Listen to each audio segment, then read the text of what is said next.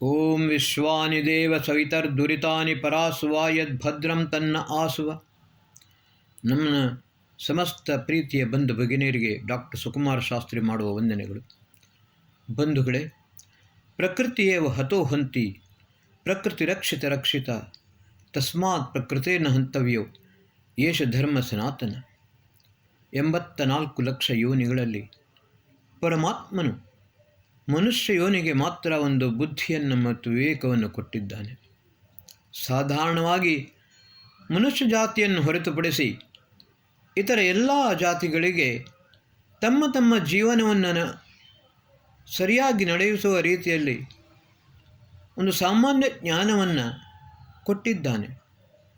ಆದರೆ ಮಾನವ ಜಾತಿಗೆ ವಿಶೇಷವಾದ ಬುದ್ಧಿ ಮತ್ತು ವಿವೇಕವನ್ನು ಕೊಟ್ಟಿದ್ದಾನೆ. ಕಾರಣ ಏನು ಅಂತ ಹೇಳಿದರೆ, ಈ ಸಂಪೂರ್ಣ ಸೃಷ್ಟಿ ಒಂದು ಟ್ರಸ್ಟ್. ಪ್ರತಿಯೊಬ್ಬ ಮನುಷ್ಯ ಇದರ ಟ್ರಸ್ಟಿ. ಮನುಷ್ಯನ ಕರ್ತವ್ಯ ದಾಯಿತ್ವ ಏನು ಅಂತ ಹೇಳಿದರೆ ಈ ಪ್ರಕೃತಿಯ ಸಂರಕ್ಷಣೆಯನ್ನು ಮಾಡುವಂಥದ್ದು. ಮಹೋ ಅರ್ಣಃ ಸರಸ್ವತಿ ಪ್ರಚೇತಯತಿ ಕೇತುನಾಂ ಧಿಯ ವಿಶ್ವ ವಿರಾಜತಿ. ಸೃಷ್ಟಿಯ ಆದಿಯಲ್ಲಿಯೇ ಪರಮಾತ್ಮ ವೇದ ಜ್ಞಾನವನ್ನು ಕೊಟ್ಟಿದ್ದಾನೆ. ಮಹಾಸಾಗರದಂತಿರುವ ಈ ಸರಸ್ವತಿ ಎಂದರೆ ವೇದಜ್ಞಾನ. ಪ್ರಚೇತಯತಿ ಕೇತುನಾಂ, ಕೇತು ಶಬ್ದಕ್ಕೆ ಮಹರ್ಷಿ ದಯಾನಂದರು ಪ್ರಜ್ಞಾ ಅಂತ ಅರ್ಥ ಮಾಡಿದ್ದಾರೆ. ಮನುಷ್ಯನ ಜ್ಞಾನವನ್ನು ಚಿತಿ ಸಂಜ್ಞಾನೆ ಉತ್ತಮ ಉತ್ಕೃಷ್ಟವನ್ನಾಗಿ ಮಾಡಿಕೊಂಡು ಧಿಯ ಪ್ರಖರವಾದ ಬುದ್ಧಿಯ ಮೂಲಕ ಮಾಡಿದ ಕರ್ಮಗಳ ಮೂಲಕ ವಿಶ್ವದೆಲ್ಲೆಡೆ ಈ ಜ್ಞಾನದ ಬೆಳಕು ಪಸರಿಸಬೇಕು. ಎಲ್ಲರೂ ಸುಜ್ಞಾನಿಗಳಾಗಬೇಕು, ಎಲ್ಲರೂ ಸುಸಂಸ್ಕೃತರಾಗಬೇಕು. ಈ ಸೃಷ್ಟಿಯು ಉತ್ಕೃಷ್ಟವಾಗಬೇಕು, ಶ್ರೇಷ್ಠವಾಗಬೇಕು. ಮಹರ್ಷಿ ದಯಾನಂದರು ಮಾಡಿದ್ದು ಇದನ್ನೇ. ನಾವು ಅವರ ಮಾರ್ಗದಲ್ಲಿ ನಡೆಯಬೇಕು. ಆದರೆ ಇವತ್ತಿನ ದಿವಸ ಏನು ಆಗುತ್ತಿದೆ, ನಮ್ಮ ಆಚಾರ್ಯರಾದ ಆಚಾರ್ಯ ದೇವಸ್ವಾಮೀಜಿ ನಮಗೆ ಆರಂಭದಲ್ಲಿಯೇ ಒಂದು ಪಾಠವನ್ನು ಮಾಡಿದರು. ಮಾನವ ಜೀವನದ ದರ್ಶನವನ್ನು ಸರಿಯಾಗಿ ತಿಳಿಯಪಡಿಸುವವರು ಒಬ್ಬ ಉತ್ತಮ ಗುರುಗಳೇ. ಅವರು ಬಹಳ ಸುಂದರವಾದ ಮಾತುಗಳನ್ನು ಹೇಳಿದರು. ಮನುಷ್ಯ ಮೂರ್ಖ, ಧೂರ್ತ, ಮುಠಾಳ, ಆದರೆ ಅವನು ಸ್ವಾರ್ಥಿಯಲ್ಲ. ಮನುಷ್ಯ ತನಗೆ ಎಲ್ಲವನ್ನೂ ಉತ್ತಮವಾದದನ್ನೇ ಬೇಕೆಂದು ಅಪೇಕ್ಷೆ ಪಡುತ್ತಾನೆ. ಉತ್ತಮವಾದ ಅನ್ನ, ಉತ್ತಮವಾದ ಪರಿವಾರ, ಉತ್ತಮವಾದ ಜ್ಞಾನ, ಉತ್ತಮವಾದ ಉದ್ಯೋಗ, ಉತ್ತಮವಾದ ಪರಿಸರ, ಉತ್ತಮವಾದ ವಾತಾವರಣ, ಉತ್ತಮವಾದ ಗಾಳಿ ಬೆಳಕು, ಶಾಂತಿ, ನೆಮ್ಮದಿ. ಪ್ರತಿಯೊಬ್ಬ ನಿಜವಾದ ಯಥಾರ್ಥ ರೂಪದಲ್ಲಿ ಮನುಷ್ಯನಾದವನು ಪ್ರತಿಯೊಂದನ್ನು ಕೂಡ ಉತ್ತಮವಾದುದನ್ನೇ ಬಯಸುತ್ತಾನೆ. ಆನೋ ಭದ್ರಾ ಕ್ರತವೋ ಯಂತು ವಿಶ್ವತೋ ದಬ್ಧಾಸೋ ಪರಿತಾಸ ಉದ್ಭಿತ. ಎಲ್ಲೆಡೆಯಿಂದ ನಮಗೆ ಉತ್ತಮವಾದುದೇ ಪ್ರಾಪ್ತವಾಗಲಿ, ಇದನ್ನು ಬಯಸುತ್ತಾನೆ. ಆದರೆ ಒಂದು ಮಾತನ್ನು ಅವನು ಮರೆತು ಬಿಡುತ್ತಾನೆ. ಈ ಜನ್ಮ ಒಂದು ಮಾತ್ರವಲ್ಲ. ಪುನರಪಿ ಜನನಂ ಪುನರಪಿ ಮರಣಂ ಪುನರಪಿ ಜನನಿ ಜಠರೇ ಶಯನಂ. ಈ ಜನ್ಮವಾದ ನಂತರ 3 ಜನ್ಮವನ್ನು ಪಡೆಯಲೇಬೇಕು. ಈ ಭೂಮಿಗೆ ಬರಲೇಬೇಕು. ಈ ಭೂಮಿಯಲ್ಲಿ ಅವನು ಯಾವ ದೇಶದಲ್ಲಿ, ಯಾವ ಸ್ಥಳದಲ್ಲಿ, ಯಾವ ರೂಪದಲ್ಲಿ, ಯಾವ ಯೋನಿಯಲ್ಲಿ ಜನ್ಮ ತಾಳುತ್ತಾನೆ, ಇದು ಅವನು ಮಾಡಿದ ಕರ್ಮದ ಫಲ ಮತ್ತು ಪರಮಾತ್ಮನ ನ್ಯಾಯ ವ್ಯವಸ್ಥೆಗೆ ಹೊಂದಿಕೊಂಡಿದೆ. ಆದರೆ ಮನುಷ್ಯನಿಗೆ ಎಲ್ಲ ಉತ್ತಮವಾದುದೇ ಬೇಕು. ಅವನು ಈ ಜನ್ಮದಲ್ಲಿ ಪೂರ್ಣ ಸ್ವಾರ್ಥಿಯಾಗಿ ತನಗೆ ಎಲ್ಲವೂ ಉತ್ತಮವಾದುದೇ ಬೇಕೆಂದು ಹೇಳಿಕೊಂಡು ಉತ್ತಮವಾದದ್ದನ್ನು ಮಾಡಬೇಕು, ಉತ್ತಮವಾದುದನ್ನು ಪಡೆಯಬೇಕು, ಉತ್ತಮವಾದುದನ್ನು ರಕ್ಷಿಸಬೇಕು, ಉತ್ತಮವಾದುದನ್ನು ಕೊಡಬೇಕು. ಇದನ್ನು ಸರಿಯಾಗಿ ಅರ್ಥ ಮಾಡಿಕೊಂಡರೆ ಪ್ರತಿಯೊಬ್ಬ ಮಾನವನು ಈ ಸೃಷ್ಟಿಯು ಸ್ವರ್ಗತುಲ್ಯವಾಗುತ್ತದೆ.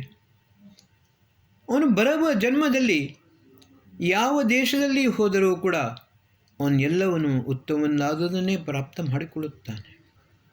ಆದರೆ ಇವತ್ತಿನ ದಿವಸ ಅವನು ಸ್ವಾರ್ಥಿಯಲ್ಲ, ಮೂರ್ಖ, ಧೂರ್ತ, ಮುಟ್ಟಾಳ. ತಾನು ಮಾತ್ರ ಸುಖವಾಗಿ ಇರದಿದ್ದರೆ ಸಾಕು, ಬೇರೆಯವರು ಎಷ್ಟು ಬೇಕಾದರೂ ಕಷ್ಟಪಡಲಿ. ಬಂಧುಗಳೇ, ನೋಡಿ, first world war, second world war ಅಂತ ಹೇಳ್ತಾರೆ. ಆದರೆ ಇದರ ಮೊದಲು ಒಂದು ಯುದ್ಧವಾಗಿದೆ, ಮಹಾಭಾರತ. ಆ ಮಹಾಭಾರತ ಯುದ್ಧ ಅತ್ಯಂತ ಭಯಾನಕವಾಗಿತ್ತು. ಶ್ರೀಕೃಷ್ಣ ಎಂದಿಗೂ ಅಪೇಕ್ಷಿಸಲಿಲ್ಲ. ಯಾಕೆಂದರೆ ಈ ಮಹಾಭಾರತದ ಯುದ್ಧದ ಪರಿಣಾಮ ಏನಾಗುತ್ತದೆ ಎಂದು ಶ್ರೀಕೃಷ್ಣನಿಗೆ ಬಹಳ ಸ್ಪಷ್ಟವಾಗಿ ಅರಿವಾಗಿತ್ತು. ಅದನ್ನು ತಪ್ಪಿಸಲು ಶ್ರೀಕೃಷ್ಣ ಬಹಳವಾಗಿ ಪ್ರಯತ್ನಿಸಿದ. ಆದರೆ ಯುದ್ಧವನ್ನು ತಪ್ಪಿಸಲಾಗಲಿಲ್ಲ. 18 ದಿನಗಳ ಕಾಲ ನಡೆದ ಈ ಯುದ್ಧದಲ್ಲಿ ವಿದ್ಯಾವಾಚಸ್ಪತಿ ಬನ್ನಂಜೆ ಗೋವಿಂದಾಚಾರ್ಯರು ಒಂದು ಲೆಕ್ಕಾಚಾರವನ್ನು ಹಾಕಿ 50 ಲಕ್ಷ ಜನರು ಸತ್ತಿದ್ದಾರೆ ಎಂದು ಹೇಳಿದ್ದಾರೆ. ಅವರ ಕ್ಯಾಲ್ಕುಲೇಷನ್ ಯಾವ ರೀತಿ ಅಂತ ನನಗೆ ಗೊತ್ತಿಲ್ಲ. ಆದರೆ 5,000 ವರ್ಷಗಳ ಹಿಂದೆ ನಡೆದು ಹೋದ ಕತೆ. ಮಹಾಭಾರತ ಯುದ್ಧದೊಂದಿಗೆ ನಾವು ಅತ್ಯಂತ ಉತ್ಕೃಷ್ಟವಾದ ಒಂದು ಜ್ಞಾನವನ್ನು ಸಂಪೂರ್ಣವಾಗಿ ಕಳೆದುಕೊಂಡಿದ್ದೇವೆ. ಮಹಾಭಾರತ ಯುದ್ಧದಲ್ಲಿ ಸಾಮಾನ್ಯ ಸೈನಿಕರು ಶಸ್ತ್ರಗಳನ್ನು ಪ್ರಯೋಗಿಸುತ್ತಿದ್ದರು.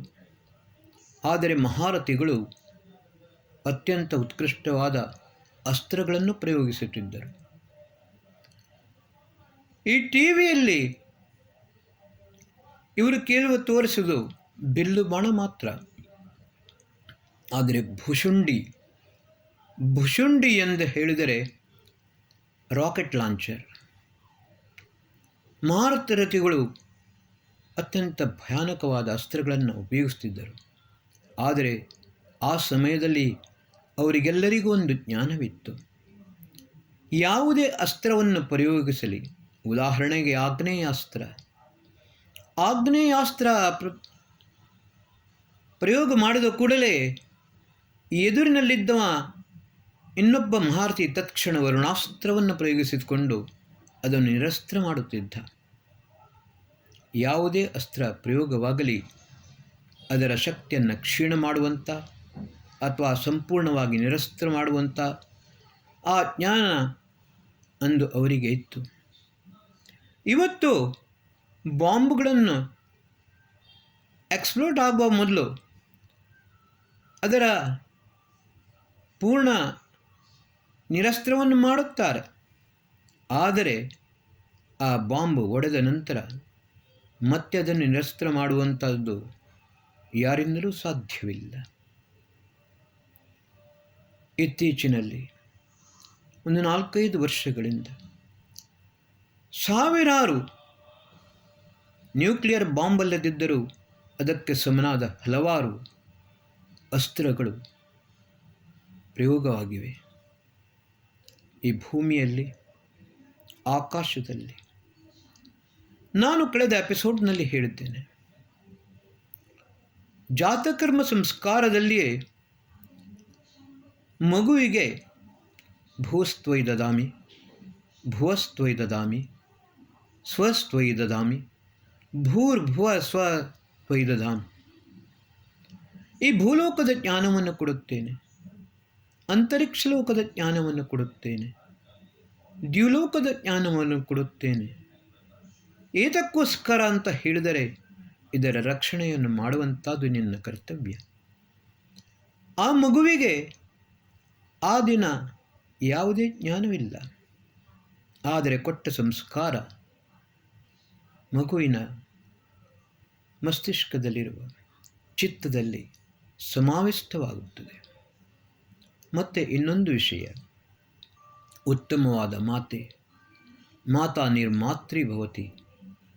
ತನ್ನ ಗರ್ಭದಲ್ಲಿಯೇ ಇರುವಾಗ ಮನುಷ್ಯನ ತನ್ನ ಮಗುವಿನ ಸಂಸ್ಕಾರಗಳ ಒಂದು ಪರಿಜ್ಞಾನ, ಅದರ ಇದನ್ನು ಪರಿವರ್ತನೆಯನ್ನು ಮಾಡುವಂಥ ಸಾಮರ್ಥ್ಯ ಭಗವಂತ ಮಾತೆಗೆ ಕೊಟ್ಟಿದ್ದಾನೆ. ಮಗು ಕೆಟ್ಟ ಸಂಸ್ಕಾರಗಳನ್ನು ಇಟ್ಟುಕೊಂಡು ಬಂದರೆ ಅದನ್ನು ಪರಿಮಾರ್ಜನವನ್ನಾಗಿ ಮಾಡಿಕೊಂಡು ಉತ್ತಮ ಸಂಸ್ಕಾರವನ್ನು ಮಾಡುವಂಥ ಒಂದು ಉತ್ತಮ ಕಾರ್ಯ, ಒಂದು ಸಾಮರ್ಥ್ಯ ಆ ಭಗವಂತ ಮಾತೆಗೆ ಕೊಟ್ಟಿದ್ದಾನೆ. ಅದಕ್ಕೋಸ್ಕರ ಸ್ತ್ರೀ ಬ್ರಹ್ಮ ಬಭೂವಿಥ, ಇದು ಅಥರ್ವವೇದ ಹೇಳುತ್ತದೆ. ಬಂಧುಗಳೇ, ಇವತ್ತಿನ ದಿವಸ ಏನಾಯಿತು? ಜ್ಞಾನ ವಿಜ್ಞಾನ, ವಿಜ್ಞಾನ ಎಂದರೆ ವಿಶಿಷ್ಟವಾದ ಜ್ಞಾನ. ಆದರೆ ಇಲ್ಲಿ ವಿಗತ ಜ್ಞಾನ, ಜ್ಞಾನ ಶೂನ್ಯ ವಿಜ್ಞಾನವಾಗಿದೆ. ಇತ್ತೀಚೆಗೆ ಇಥಿಯೋಪಿಯಾದಲ್ಲಿ 12,000 ವರ್ಷಗಳಿಂದ ಸುಪ್ತವಾಗಿದ್ದ ಯಾವ ಜ್ವಾಲಾಮುಖಿ ಅದು ವಿಸ್ಫೋಟವಾಯಿತು, ಒಡೆಯಿತು. ಹಿಮಾಲಯದ 2 ಪಾಲಷ್ಟು ಎತ್ತರದ ತನಕ ಬೂದಿಯು ಮೇಲೆದ್ದಿತು. Sulphur dioxide. ನಮ್ಮ ಸೌಭಾಗ್ಯ ಏನು ಅಂತ ಹೇಳಿದರೆ, ಆ ಸಮಯದಲ್ಲಿ ಎಲ್ಲಿಯೂ ಮಳೆಯಾಗಲಿಲ್ಲ. ಇಥಿಯೋಪಿಯಾದಿಂದ ಚೀನಾದ ತನಕ ವ್ಯಾಪಿಸಿಕೊಂಡಿತು. ಒಂದು ವೇಳೆ ಮಳೆಯಾಗುತ್ತಿದ್ದರೆ ಸಲ್ಫರ್ ಡೈಆಕ್ಸೈಡ್, ಸಲ್ಫ್ಯೂರಿಕ್ ಆ್ಯಸಿಡ್ ಆಗ್ತಿತ್ತು. ಇದರ ಪರಿಣಾಮ ಅತ್ಯಂತ ಭಯಾನಕವಾಗುತ್ತಿತ್ತು. ಅದೇ ರೀತಿ ರಷ್ಯಾದಲ್ಲಿ ಸಮುದ್ರದಲ್ಲಿ ಭೂಕಂಪವಾಯಿತು, ಇಂಡೋನೇಷ್ಯಾದಲ್ಲಿ ಭೂಕಂಪವಾಯಿತು, ಅಮೇರಿಕಾದ ಟೆಕ್ಸಾಸ್ ಮತ್ತು ಮೆಕ್ಸಿಕೋದಲ್ಲಿ ಕೂಡ ಭೂಕಂಪವಾಯಿತು. 2 ಸೈಕ್ಲಾನ್ಗಳು ಬಹಳವಾದ ಭಯಾನಕ ಪರಿಣಾಮವನ್ನು ಬೀರುತ್ತಿವೆ. ಬಂಧುಗಳೇ, ಇದಕ್ಕೆಲ್ಲ ಕಾರಣ ಏನು? ಯಾವ ಪ್ರಕೃತಿಯನ್ನು ನಾವು ರಕ್ಷಣೆ ಮಾಡಬೇಕಿತ್ತೋ ಆ ಪ್ರಕೃತಿಯ ವಿನಾಶವನ್ನು ಮಾಡುತ್ತಿದ್ದೇವೆ. ಅಗತ್ಯವಿದೆ ಶಸ್ತ್ರಾಸ್ತ್ರಗಳ ಪ್ರಯೋಗ. ನಮ್ಮನ್ನು ರಕ್ಷಿಸಿಕೊಳ್ಳಬೇಕು, ಹೌದು. ಆದರೆ ವೇದ ಏನು ಹೇಳುತ್ತದೆ? ಮಹೋ ಅರ್ಣಃ ಸರಸ್ವತಿ. ಸಮುದ್ರದಂತೆ ವಿಶಾಲವಾದ ಈ ವೇದಜ್ಞಾನ ಪ್ರಚೇತಯತಿ ಕೇತುನಾಂ, ನಮ್ಮ ಪ್ರಜ್ಞೆಯನ್ನು ಉತ್ತಮವನ್ನಾಗಿ ಮಾಡಿಕೊಂಡು ಧ್ಯೋ ವಿಶ್ವ ವಿರಾಜತಿ. ನಾವು ಪ್ರಾರ್ಥನೆ ಮಾಡುತ್ತೇವೆ, ಯಾಂ ಮೇಧಾಂ ದೇವಗಣಾಪಿತರಶ್ಚೋಪಾಸತೆ ತಯಾ ಮಾ ಮಧ್ಯ ಮೇಧಯಾಗ್ನೇ ಮೇಧಾವಿನಂ ಕುರು. ಭಗವಂತ, ನಮಗೆ ಆ ಮೇಧಾ ಬುದ್ಧಿಯನ್ನು ಕೊಡು. ನೀನು ಕೊಟ್ಟಂಥ ಉತ್ಕೃಷ್ಟವಾದ ಜ್ಞಾನವನ್ನು ಪಡೆದುಕೊಂಡು ನಮ್ಮ ಜೀವನವನ್ನು ಮಾತ್ರವಲ್ಲ, ಇಲ್ಲಿ ವಿಶ್ವವನ್ನೇ ಶ್ರೇಷ್ಠವನ್ನಾಗಿ ಮಾಡುವಂತಾಗಲಿ. ಸರಸ್ವತಿ ಜ್ಞಾನದ ಅಧಿಷ್ಠಾತ್ರಿ ದೇವಿ, ಸುಜ್ಞಾನವನ್ನಾಗಿ ಮಾಡು ಎನಗೆ ನೀ ತಾಯಿ. ಪ್ರಾರ್ಥನೆ ಮಾಡುತ್ತೇವೆ. ಅಧಿಷ್ಠಾತ್ರಿ ದೇವಿ ಸರಸ್ವತಿಯ ಕೃಪೆಯಾಂದರೆ ಎಂತಹ ಅಜ್ಞಾನಿಯೂ ಕೂಡ ಬಹಳ ಉತ್ಕೃಷ್ಟವಾದ ಶ್ರೇಷ್ಠವಾದ ಕೆಲಸವನ್ನು ಮಾಡಲು ಸಾಧ್ಯವಾಗುತ್ತದೆ. ನಮಗೆ ಭೂಮಿಯು ಒಂದೇ, ಆಕಾಶವೂ ಒಂದೇ, ಸಮುದ್ರವು ಹೇಳಲಿಕ್ಕೆ 7 ಸಮುದ್ರ ಸಾಗರಗಳಿವೆ. ಆದರೆ ಎಲ್ಲವೂ ಕೂಡ ಸಮುದ್ರಗಳೇ. ಗಾಳಿ, ಬೆಳಕು, ಸೂರ್ಯ, ಚಂದ್ರ ಎಲ್ಲವೂ ಒಂದೇ. ಎಲ್ಲಿಯಾದರೂ ವಿನಾಶವಾದರೆ ಆ ವಿನಾಶ ಸೃಷ್ಟಿಯ ವಿನಾಶವೇ ಆಗುತ್ತದೆ. ಬಂಧುಗಳೇ, ಅಗ್ನಿಸೋಮಾಭ್ಯಾಂ ಇದಂ ಜಗತ್ ಹೇಳಲಿಕ್ಕೆ ನಾವು ಪಂಚಮಹಾಭೂತಗಳಿಂದ ಈ ಸೃಷ್ಟಿಯು ಆಗಿದೆ ಅಂತ. ಆದರೆ ಅಗ್ನಿ ಸೋಮಾಭ್ಯಾಂ ಇದಂ ಜಗತ್, ಅಗ್ನಿ ಮತ್ತು ಸೋಮ ಎರಡು ತತ್ವಗಳಿವೆ. ಇದನ್ನು ನಾವು ಸರಳ ರೂಪದಲ್ಲಿ ಹೇಳುವುದಾದರೆ ಅಗ್ನಿ ತತ್ವ ಎಂದರೆ ಪುರುಷ ತತ್ವ, ಸೋಮ ತತ್ವ ಎಂದರೆ ಸ್ತ್ರೀ ತತ್ವ. ಇದು ಸಮಾನವಾಗಿ ಇದ್ದರೆ ಸೃಷ್ಟಿಯು ಒಂದು ಬ್ಯಾಲೆನ್ಸ್ನಲ್ಲಿ ಉತ್ತಮ ರೀತಿಯಲ್ಲಿ ನಡೆಯಲು ಸಾಧ್ಯವಾಗುತ್ತದೆ. ಏರುಪೇರಾಗದರೆ ಸೃಷ್ಟಿಯೇ ವಿನಾಶವಾಗುತ್ತದೆ. ಋಗ್ವೇದದ ದಶಮ ಮಂಡಲದಲ್ಲಿ ಒಂದು ಸೂಕ್ತ ಬರುತ್ತದೆ. ಈ ಸೂಕ್ತದ ಋಷಿಕೆ ಎಂದರೆ ಇದರ ಸಾಕ್ಷಾತ್ಕಾರವನ್ನು ಮಾಡಿ ವಿಶ್ವಕ್ಕೆ ಜ್ಞಾನವನ್ನು ಕೊಟ್ಟವಳು ಸೂರ್ಯ ಸಾವಿತ್ರಿ. ಸೃಷ್ಟಿಯ ಚಿದಂಬರ ರಹಸ್ಯ ಇದರಲ್ಲಿ ಹೇಳಿದೆ. ಮಾನವನ ಜೀವನದ ರಹಸ್ಯವನ್ನು ಹೇಳಿದೆ. ಕೆಲವು ಮಂತ್ರಗಳನ್ನು ನಾವು ವಿವಾಹ ಸಂಸ್ಕಾರದಲ್ಲಿಯೂ ಕೂಡ ಹೇಳುತ್ತೇವೆ. ಒಂದು ಮಂತ್ರವನ್ನು ನಿಮ್ಮ ಮುಂದೆ ಇಡುತ್ತೇನೆ. ಸೋಮೇನ ಆದಿತ್ಯ ಬಲಿನ ಸೋಮೇನ ಪೃಥ್ವೀಮಹಿ ಅಥೋ ನಕ್ಷತ್ರಾಣಾಂ ಉಪಸ್ಥೆ ಸೋಮಾಹಿತ. ಸೂರ್ಯನು ಪ್ರಜ್ವಲಿಸುತ್ತಾ ಇರುತ್ತಾನೆ, ಆದರೆ ಸೋಮೇನ ಆದಿತ್ಯ ಬಲಿನ ಸೋಮತತ್ವದಿಂದಲೇ ಸೂರ್ಯನು ಬೆಳಗುತ್ತಾನೆ. ಬೆಂಕಿಯ ಕೆಲಸ ಕೇವಲ ಸುಡುವುದು ಮಾತ್ರ. ಅದೇ ಬೆಂಕಿ ಪ್ರಕಾಶವನ್ನು ಕೊಡಬೇಕಾದರೆ, ಉದಾಹರಣೆಗೆ ನಾವೊಂದು ದೀಪವನ್ನೇ ತೆಗೆದುಕೊಳ್ಳೋಣ. ಅದರಲ್ಲಿ ಎಣ್ಣೆಯನ್ನು ಹಾಕುತ್ತೇವೆ, ಬತ್ತಿಯನ್ನು ಇಡುತ್ತೇವೆ. ಬಂಧುಗಳೇ, ಆವಾಗ ಇದು ಅದೇ ಅಗ್ನಿ ಸುಡುವ ಬದಲು ಬೆಳಕನ್ನು ನೀಡುತ್ತದೆ. ಅದೇ ಸೋಮತತ್ವ. ಸೋಮೇನ ಆದಿತ್ಯ ಬಲಿನ ಸೋಮೇನ ಪೃಥ್ವೀಮಹಿ, ಭೂಮಿ ಬಲವತ್ತರವಾಗಿದೆ ಸೋಮದಿಂದ. ಇವತ್ತಿನ ದಿವಸ, ಇವತ್ತಿನ ತನಕವೂ ಯಾವ ವಿಜ್ಞಾನಿಯೂ ಗೊತ್ತಾಗಲಿಲ್ಲ. 90% ಹೆಚ್ಚು ನೈಟ್ರೋಜನ್ ಈ ಭೂಮಿಯ ಇದರಲ್ಲಿ ವಾತಾವರಣದಲ್ಲಿ ಇದ್ದರೂ ಕೂಡ ಮಳೆ ಬಂದರೆ ಅದು ನೈಟ್ರಿಕ್ ಆ್ಯಸಿಡ್ ಆಗುವುದಿಲ್ಲ, ನೈಟ್ರೇಟ್ ಆಗಿ ಭೂಮಿ ಸೇರುತ್ತದೆ. ಭೂಮಿ ಸೇರಿದ ನಂತರ ಭೂಮಿಯು ಫಲವತ್ತಾಗಿ ಆಗುತ್ತದೆ. ಒಂದೇ ಸ್ಥಾನದಲ್ಲಿ ನೀವು ಮೆಣಸು ಬೆಳೆಯಿರಿ, ಅದು ಖಾರವಾಗುತ್ತದೆ. ಕಬ್ಬು ಬೆಳೆಯಿರಿ, ಅದು ಸಿಹಿಯಾಗಿರುತ್ತದೆ.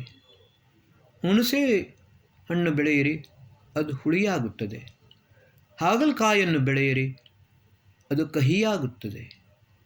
ಈ ರೀತಿ ಪ್ರತಿಯೊಂದು ಕೂಡ ವಿಭಿನ್ನವಾದ ರಸವನ್ನು, ಸ್ವಾದವನ್ನು ಕೊಡುತ್ತದೆ. ಇದು ಯಾವ ರೀತಿ ಕೊಡುತ್ತದೆ? ಈ ಚಿದಂಬರ ರಹಸ್ಯ ಇವತ್ತಿನ ತನಕವೂ ಯಾವ ವಿಜ್ಞಾನಿಯೂ ಸ್ಪಷ್ಟವಾಗಿ ಹೇಳಲು ಅಸಮರ್ಥನಾಗಿದ್ದಾನೆ. ಆದರೆ ವೇದ ಹೇಳುವುದೊಂದೇ, ಸೋಮೇನ ಆದಿತ್ಯ ಬಲಿನ ಸೋಮೇನ ಪೃಥ್ವೀಮಹಿ ಅಥೋ ನಕ್ಷತ್ರಾಣಾಂ ಉಪಸ್ಥೆ ಸೋಮಾಹಿತ. ಎಲ್ಲ ನಕ್ಷತ್ರಗಳು ಅದರಲ್ಲಿಯೂ ಕೂಡ ಸೋಮವೇ ಇದೆ. ಈ ಸೋಮತತ್ವದಿಂದಲೇ ಈ ಜಗತ್ತು ಸ್ಥಿರವಾಗಿದೆ. ನಾವು ನಮ್ಮ ಪರಿವಾರವನ್ನೇ ನೋಡೋಣ. ಉತ್ತಮವಾದ ನಾರಿ, ಉತ್ತಮವಾದ ಸ್ತ್ರೀ, ಉತ್ತಮವಾದ ಮಹಿಳೆ ಒಂದು ಪರಿವಾರವನ್ನು ಎಷ್ಟು ಸುರಕ್ಷಿತವನ್ನಾಗಿ ಮಾಡುತ್ತಾಳೆ. ಆಚಾರ್ಯ ಚಾಣಕ್ಯ ಒಂದು ಮಾತನ್ನು ಹೇಳಿದ್ದಾನೆ, ವಿಷಾದಪಿ ಅಮೃತಂ ಗ್ರಾಹ್ಯಂ ಸ್ತ್ರೀರತ್ನಂ ದುಷ್ಕುಲಾದಪಿ ಅಂತ. ವಿಷದಿಂದಲೂ ಅಮೃತವನ್ನು ಗ್ರಹಣ ಮಾಡುವ ಶಕ್ತಿ ಮನುಷ್ಯನಿಗೆ ಇರಬೇಕು.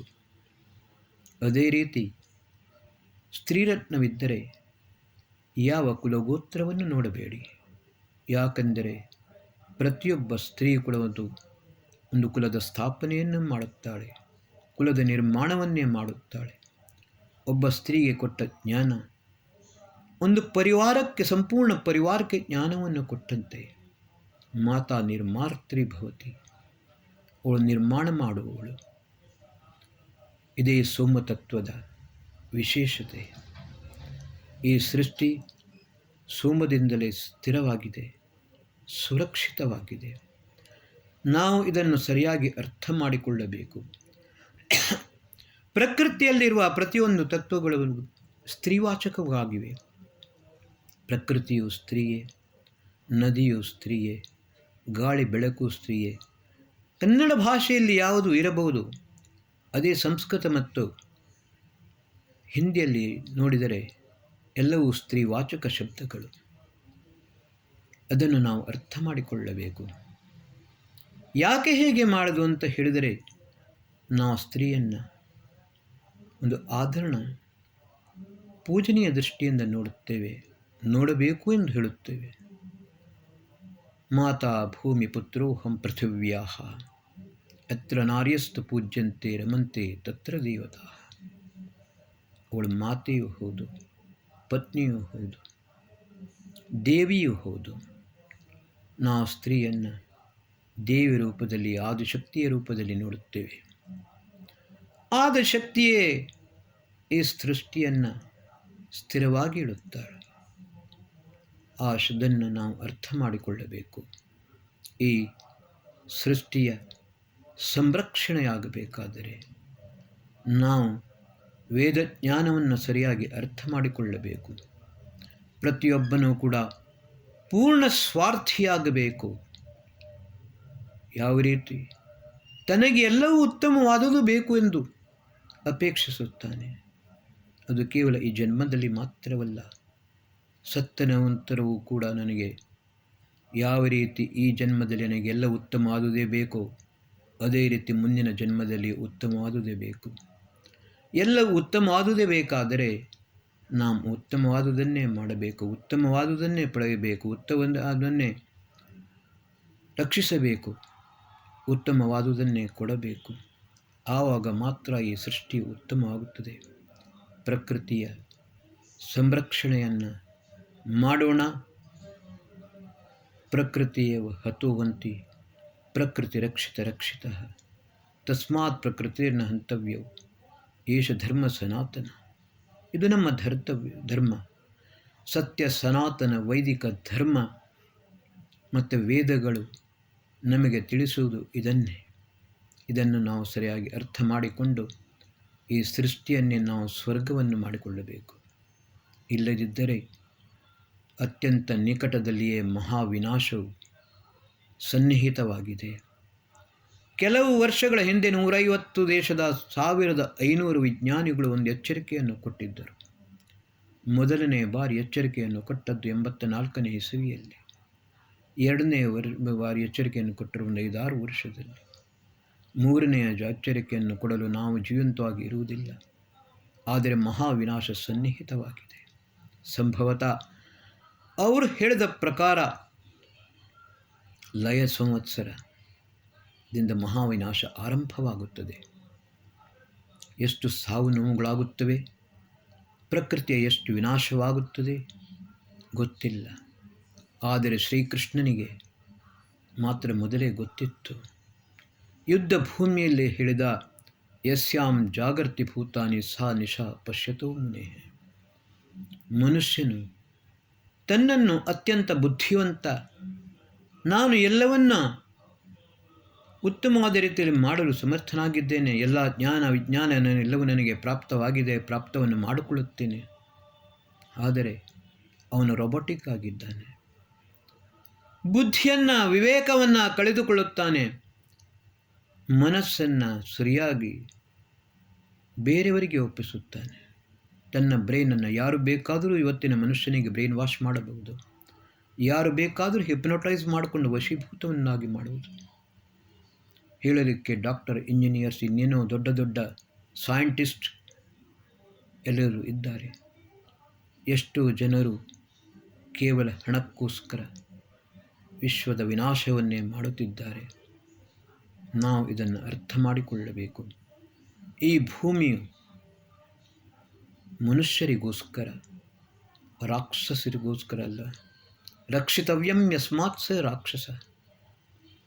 ಯಾರಿಂದ ನಮ್ಮನ್ನು ನಾವು ರಕ್ಷಣೆ ಮಾಡಿಕೊಳ್ಳಬೇಕೋ ಅವನು ರಾಕ್ಷಸ. ಸಾಕ್ಷರ ಎಂದರೆ ಕಲಿತವನು, ಜ್ಞಾನವನ್ನು ಪಡೆದುಕೊಂಡವನು. ಅವನು ವಿಚಿತ್ರವಾದ ವಿರುದ್ಧವಾದ ಆಚರಣೆಯನ್ನು ಮಾಡುತ್ತಾನೆ, ಆವಾಗ ರಾಕ್ಷಸ ಎನಿಸಿಕೊಳ್ಳುತ್ತಾನೆ.